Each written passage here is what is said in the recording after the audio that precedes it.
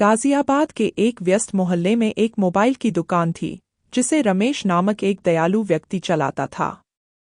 उसकी दुकान छोटी थी, लेकिन उसकी ईमानदारी और उत्कृष्ट सेवा के लिए जानी जाती थी। रमेश सिर्फ नवीनतम गैजेट्स बेचने में दिलचस्पी नहीं रखता था, वह अपने ग्राहकों की वास्तव में परवाह करता था, अक्सर उन्हें उनके फ़ोन का अधिकतम लाभ उठाने के लिए मुफ्त सलाह देता था।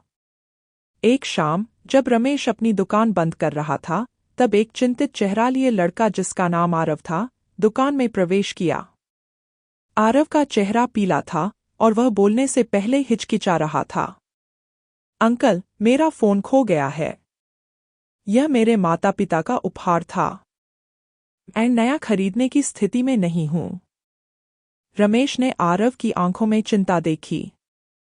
वह जानता था कि कुछ मूल्यवान खोने का एहसास कैसा होता है। लड़के की चिंताओं को नज़रअंदाज करने के बजाय रमेश ने मदद करने का निर्णय लिया। उन्होंने आरव से अगली दिन वापस आने के लिए कहा, यह वादा करते हुए कि उनके पास एक समाधान होगा। उस रात रमेश ने सोचा कि वह आरव की कैसे मदद कर सकता है। उसे एक पुराना लेकिन पूरी तरह से कार्यात्मक फ़ोन याद आया जिसे उसने पार्ट्स के लिए रखा था। अगले दिन उसने उसे साफ किया, नवीनतम सॉफ्टवेयर इंस्टॉल किया और कुछ आवश्यक ऐप्स भी जोड़े। जब आरव वापस आया तो रमेश ने उसे फ़ोन सौंप दिया। यह नया नहीं है, लेकिन यह तुम्हारा है, उसने मुस्कान के साथ कहा। आरव का चेहरा कृतज्ञता से चमक उठा और उसने रमेश का आभार व्यक्त किया। सप्ताह बीत गए और आरव नियमित आगंतुक बन गया। रमेश की दुकान में छोटे-मोटे काम करने में मदद करता था और मोबाइल प्रौद्योगिकी के बारे में सीख रहा था। वह प्राप्त की गई दयालुता का ऋण चुकाने के लिए उत्सुक था।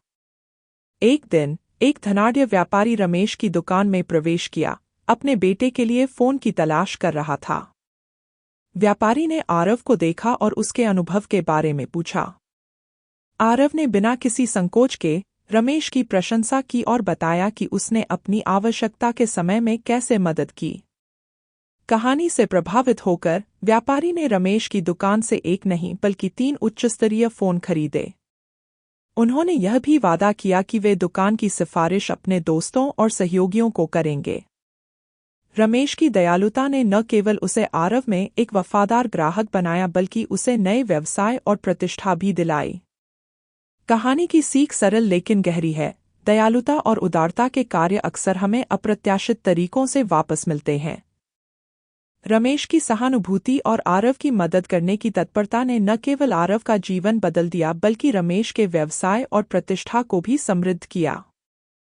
बिना किसी उम्मीद के दूसरों की मदद करके हम अच्छाई की लहरों को उत्पन्न करते हैं जो कई जीवनों को स्पर्श करती हैं।